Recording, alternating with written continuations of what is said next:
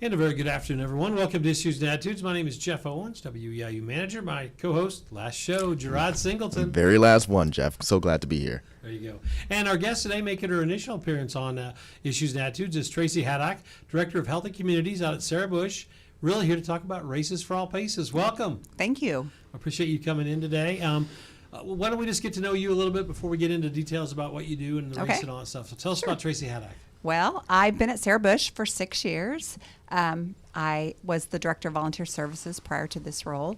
And prior to that, something of interest, I was a children's minister for 13 years. Oh, wow. And, so that's the Dr. Jill probably came in with your... Yeah, my kids came in when they were younger. Actually, it was prior to me even going into ministry. Oh, really? But yeah, I did that for 13 years. And then I became a grandma, and you can't be gone every Sunday when you're a children's minister, and I wanted to visit my grandkids all over. So that makes sense. Yeah, I looked for something different, and Sarah Bush was just a logical place. I had previously worked there as a logical place to look for employment. We'll get into a lot of details about Races for All Paces, but talk about just generally what Races for All Paces is and the kind of the when, why, where, and how stuff. Okay, so Races for All Paces is a race, as it says, for all paces. We have a 5K, a 10K, a 1 mile, a toddler trot, and a diaper dash. And so any level of runner, walker can participate. It is this year on June 7th at O'Brien Stadium. Nice. So it's a once annual event. It is, yeah. It's been going on for 16 years, I believe. Nice. Yeah. Would you be able to tell us the story of how you kind of were thrusted into this leadership position regarding the Race for All Paces? Yeah, so it does come under the scope of the Healthy Communities Director. And last year, not knowing I was going to apply for this position, I actually walked in the Races for All Paces 5K. I've ran it a couple of other times. But, yeah, it's an interesting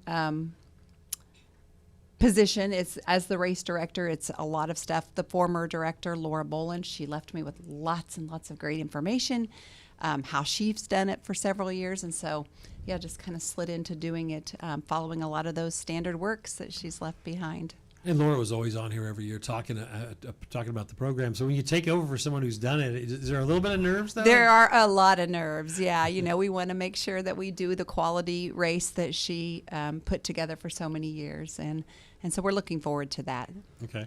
Well, when we talk about the event details, I know that one of the things you're adding new this year is you want people to register now so they guarantee themselves to get a T-shirt. Yeah, we did put a deadline on the T-shirt. We would like people to register for by May 18th in order to receive a T-shirt. That helps us order the right amount and not order too many. So we are asking people to register early for the event. So that's one new piece of thing that we're doing a little bit different.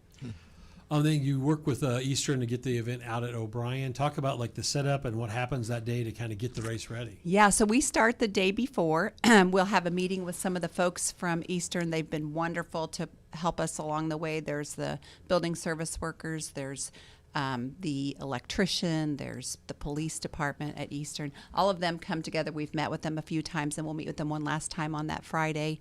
And then we'll start setting up on Friday for the event, have the majority of the physical things set up that can be, and then, we'll mark for the races, we'll put out signage, all of that. And then we'll be here bright and early on Saturday morning as well. Nice. And for those who plan on attending, is there a specific location that they're to meet? So if you are coming to watch or even to participate, you will park in O'Brien Stadium parking lot. And then we do have a same-day registration that is also there, but there'll be a place right there that they can come and get ready to race. Nice. This event is time-consuming, but there's a lot of other things you do at Healthy Communities. So how do you kind of parcel out getting ready for this race? Yeah. It's, 5-6 weeks away. Yeah. So a lot of this starts in late December. And we start planning, and there are some things that have to happen fairly early. You have to secure your partners, and then you can put it aside, and you can do a little bit with the things you're doing in the classrooms with Healthy Kids. But it is a lot of just staying on top of it every week, looking at it every week to see where we're at, what needs to be done, following those checklists that Laura left. So. Yeah, how many people does it take to pull off a race like Races for All Paces? We have about 200 volunteers, but in that core group of committee of people who are planning from January, we have probably 15 people who have different parts that they're over and in charge of, but we certainly, our Healthy Communities staff, we have a volunteer coordinator that takes care of all of our volunteers. She's the contact person for that. And then we have another educator who's been with us for a long time. She has kind of been serving as that assistant director role, helping me out. I've only been a part of the race as a participant, so you see it totally different from the director's point of view. Yeah. Nice. I want to hear a little bit about the ethos of the event. So in terms, I know it's Races for All, it's kind of in the name, but what, in your professional opinion, what do you see the benefit as having a type of event like this locally is? Yeah, so it's kind of twofold for the event. The event is, one, it's to get those families out there to try something new, to exercise together. That's really, kind of where it initiated and started.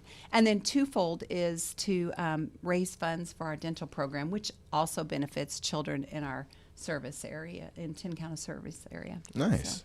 Do you want to talk about the dental program? I was unaware of the dental program. Yeah, so we have a dental program where we see children in our 10 county service area, and we provide dental care free of charge to those who are eligible, which would be those on All Kids or Medicaid, and anyone on the free and reduced lunch program.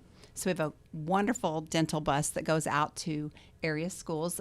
Last year we were at 62 schools. This year so far we've already been at 67 schools. Providing services free of charge to those children who are in need. So as you can imagine, it's very costly to do that. Medicaid reimburses those who are eligible for Medicaid, but getting some extra funds, the more people you see, the more your medical expenses, your supply expenses, all of those things are more as well. So it's also a way for us to help raise not only dollars, but awareness about the dental program. So I like that. As a burgeoning adult and professional now, dental prices are a point of contention with me. I've come to realize that it's not cheap. Yeah. And so that's a very valuable resource that you provide. I like that. Yeah. What have you learned so far in this first prep to get for Races for All Paces? Anything you didn't have a clue about that now you've just learned over the past few There have months? been a lot of things, and they're little things that I'll just ask the staff. I'm like, well, what are we doing there? What is that about? What do we do in this kid zone? What do we have here? And so, and one day I went out with one of the staff members. We just went out to the parking lot at O'Brien just to look at it from that, like where's the electrical at? Things that they all knew because they've been there, but I hadn't looked at it through those lenses before. There you go. So. In terms of, I know you're relatively new to your position. In terms of the staff, do they kind of come in and supplement a little bit of that information and be like, okay, this is how we've done it in the past? I have the best staff. I mean, they are wonderful. The volunteer coordinator, she owns all of that process. I look at it, but she owns that whole process. And then the other educator that's, the assistant director, she is a runner, so she's looking at it from a runner's point of view. Like this is, the medals are a big deal, to a runner. Someone like me, I'd be like, I like the medal, but, I might give it to my grandchild, whereas runners like the medal. So she's speaking into me about some things that I wouldn't necessarily know about. So Do all the runners stay on the track, or do they go off track and So, they come back? yeah, they go off. So all of them start on the track, Right, and then they'll wind behind and go through campus, and then 4th Street, and then back around. Then the 10K does go out into Sister City, out into Heritage Woods area. Yeah. Okay. In terms of, look, context, in high school, I was a wrestler. And to me, running is the bane of my existence. I think JL can attest to that. I'm right there with you. And so would you, for some people who may be on the fence about maybe participating or even coming to watch, is there something about the health benefits of actually getting out and running that you'd like to share and kind of advocate for? Absolutely. Just moving, even if you're walking, that moving is good for you overall. And I think just trying it and saying I've set my goal and I've done it is a big deal. So. Do you know how many runners or people did it last year? So last year we had about 800 registered. I think we ended up having somewhere between the 600 and 700 mark. It was raining. No way. Not Raining in Central Illinois now. I hate to even say that, Yeah. this close to the race, but yeah, it did rain. and not just sprinkles. It was torrential downpour. What I was trying to get to is, can you beat Laura's number in your first year? Oh, I don't know. My goal is to match. Oh, okay. I would like That's a to good match goal. that Correct, That's a number. good Tracy goal. Haddock. Yeah, I'm a little bit competitive, but I feel like this first year matching would be awesome. There you go. Healthy Communities is more than just this race. So let's talk about some of the other things that you do. The Kickstart car has been a hit, so Absolutely, talk yeah. about it. So we have the Kickstart car, and actually it's out at the schools today. It is a way to introduce different activities and exercises to kids. A lot of people call it the pineapple car. It's got a big pineapple on the top. Last week we were at a kindergarten pre-registration with it, or not registration, but an open evening night at one of the schools in Mattoon. Just getting kids to move and exercise, and listening to fun music on it and dancing. That is a very big hit. We also do go into the area schools to teach. We teach them about healthy choices. So we use 5-2-1, almost none. So 5 fruits and vegetables, 2 hours or less of screen time, 1 hour of exercise, and almost no sugary drinks. And we have curriculum. They go every month to those classrooms and teach on that, kindergarten through 5th graders. Screen time is the big issue right now, right? With 2 It hours, really is. I mean, 2 It- hours. It's like It nothing. just goes by, and they don't even know. And, it's just drawing their attention. I mean, the one drawback is we got to get that message to parents, too. So, Yeah. making sure parents recognize the drawback to that. I guess I'm old enough to where I can say I remember back in my day the Worldwide Day of Play was a thing, and Yeah. like Nickelodeon, all the cartoon channels would be like, "Hey, turn the TV off and go outside and do something." And I really like how you're starting on the younger level, because that's where a lot of this stuff begins. That's where you form healthy habits. It is, and it's also a good way it's easier to change habits of children than for us as adults. To fix them as adults, exactly. But are there any similar resources for other age groups where they can So have we do educational? have a few things that we do. One thing that we do in the high school is we bring in a speaker that talks about just making wise choices. So we bring in an assembly type speaker, wise choices. Decision making, and usually they are a professional athlete. It's called Sports World, and so they come in and speak to area schools, and we bring those in, and that's one thing that we're able to do there with them. And then we do have in the summer we have some classes. So we do have a teen cooking class that is talking about taking some of those healthy those recipes that we make, or things that we like to eat, and making them a little healthier.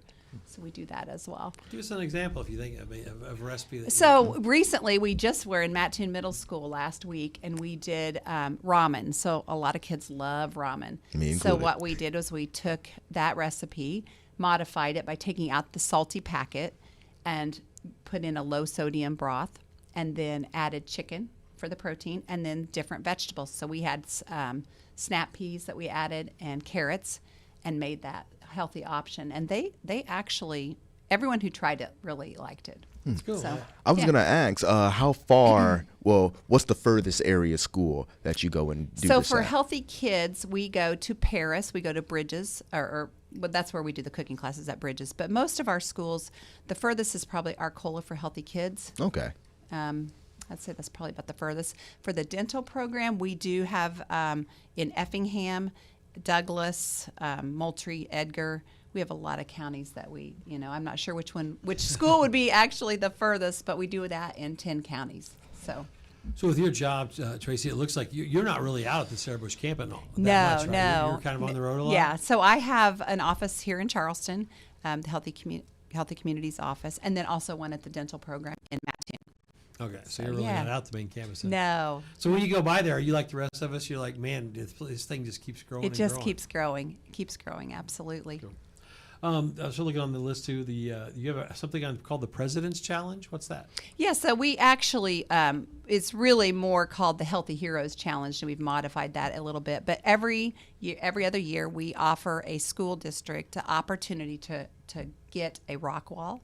And so we partner with the school, and in exchange, what they're doing is with our Healthy Kids educator, they're they're walking a certain plan, walking or running a certain amount each month. So this year they partnered with Windsor School District, and those children met that goal, and so they're going to be getting a rock wall at their school. Nice. Where would the walk wall come from? Is it just funding for it, or we get funding from the Sarah Bush Lincoln Health Foundation to pay for part of it, and then we have it shipped directly to them, and then they install it. That's Yeah. really nice. Running and reading club out there too? Yeah, so we have a running and reading club. It's a new, we actually used to be called Fit Girls Fast Reads. We changed that name this year to the Running and Reading Club. And it is really students that are from first grade to fifth grade. They can come and they will, we read a book, but they also are running each Monday and Wednesday up to Bagel Fest, and then they run in Bagel Fest in Mattoon. And that class is actually, I believe if it's not full, it is just a couple of students away from Oh, being really? So full. get on it if you're interested, yeah. Safe Sitter program? Yeah, and the Safe Sitter program is a very successful program that we do in the summer. It is for teaching people how to be a safe babysitter. And we actually do very little advertising for that program. It fills up every year. It's very popular. In fact, when I worked at Sarah Bush in the 90s, that's when we started that program. Oh, really? I was actually an instructor back then. I'm not certified anymore, but I was an instructor back then. It's that popular and long-standing of What a has program. changed, you think, in the safe sitting from when you were there till now? I mean, is it all about phones? And I think it is basically, there probably is some need to discuss the phone etiquette, the fact that you can't be on your phone while you're watching. But they also teach them how to ask for how much you charge. They also talk about those kinds of things with them to be a good business person as well as a good babysitter. okay. I'm noticing a lot of intersection with not just like healthy habits, but they kind of contribute to like a lifestyle sort of dealing. And it's not like, oh, if you take this supplement, it'll fix whatever problem you have, but it's changing your routine. Yeah. So is there different challenges for different age groups? Because I know with the Race for All Paces, we have older individuals who may have a different set of challenges with their health, as opposed to maybe a 6-year-old who isn't getting outside enough. Right, So right. is there any way that you go about addressing that? So I really think that habits, when repeated, create a healthy lifestyle. So I think it depends on the age. You know, you're right. Yeah. It could be different for each age group, but ultimately we know that moving more is better for everyone, from the older person to the younger person. So. We're talking to Tracy Haddock today from Sarah Bush's Races for All Paces. Tracy, let's also go back to the 5 races, and can you break down like the age group and what they're looking for, and so people that are maybe picking out Yeah. So we have the 10K that starts at $7.50, and that's really open to anyone. The 5K starts at $8.15 that day. The 1 mile, it is strategically placed late enough that if parents wanted to participate in that 5K or 10K and then come back and do the mile with their children, maybe that's the first time that child's done it, is that 1 mile. And then the toddler trot and diaper dash, those are kind of explanatory. Those are going to be on the 50-yard line. Those don't require registration. Those are just a fun event to get that kid out there to move, and you know, parents are proud to see their kids participate in something like that. So There you go. yeah. Now, you ran in it last year in the rain. So I walked Oh, you in walked? it. Okay. So, but talk about that experience, not knowing that you were for sure going to take over for Lauren, Yeah. I assume. So Yeah, no, so I didn't. Talk Yeah, about the it was really fun. Actually, when we started in the arena, and then you walk there behind Lance as you cross over to 4th Street, and just shortly after we got back out of the area, I looked at my shoes. They're soaking wet. I mean, and I just decided, this is how it's going to be. I'm going to enjoy it. So then we were coming back in, and my husband kept saying, "Why do you keep passing me?" I'm like, "Well, I think we can pass these people." And he's like, "We're not competing. We're just doing this." But then we get into the arena. He runs. I'm like, "I didn't know we were running." So anyway, but it was we just decided to make it fun. And, that's the thing about this event. It's been made into a really fun family event, and, we showed our kids, and it was fun to show our adult children, our grandkids, that Nana and Papa are out there, walking. Getting after it. And yeah, we enjoyed it. That's cool. So, Right. I was going to inquire about the community aspect, because exercising alone can be a daunting task. Like running on a treadmill with some headphones in, you're thinking about, Yeah. oh, why would I ever do this to myself? But do you think something changes when you've got your neighbor or the person you've seen at the store running next to you and egging you on to keep Exactly. going? Do you think that makes Absolutely. And then even just on a regular daily basis, having someone that is going to be counting on you. I walk every morning with my sister, and so I know she's counting on me to be available. We have this accountability, and I think that's true with anything that you're doing. If Oh, you yeah. know that somebody's there for you, or if you don't show up, they're going to wonder why you didn't do it. So do you walk and or race in any other events? Or I have only done a few others. Oh, yeah, no. all right. And you walk with your sister every day, 7 days a week? 5 days a week, yeah, Wow, 5 days. that's- Sometimes, once in a while on the weekends, we'll walk, yeah. There you go. So you do it so much, it feels weird when you don't, probably, Yeah, it right? does. It does. So, And now, talk about your leadership style. Brand new, not a brand new event, but brand new for you, this Race for Pace. Yeah. So, how do you come into an experienced staff and kind of get them to buy into? Yeah. Hey, what does this lady do? She Yeah. has, so talk about that. yeah, I feel like just by being inquisitive, asking them a lot of questions, recognizing that I don't know it all. Yeah. I'm learning from them and giving them some power to make those decisions that they know are the best decisions in the area that they're serving. So I think that seems like the way I would probably go if I was in your position. Empower the people that have been there, and then you can kind of learn. Absolutely. And then maybe in the year 2, 3, or 4, you might make some tinkers or some changes. Yeah, we made very few changes regarding races. Probably the biggest is the T-shirt change. Registering early for a T-shirt. We really just want to do it the way that it's been successful, and then assess from there. So So in terms of like registration, are there any online resources that people can do so remotely, or would absolutely, it be yes. in So person? you can go to sarahbush.org/races. We also do have the paper form, but yeah, that is where they would register. So, could you? I always, when people have schedules like you Charleston office, Mattoon office, and all these things under you. Are you good at? Do you track everything yourself, or do you have somebody that helps you kind of know where you have to be daily?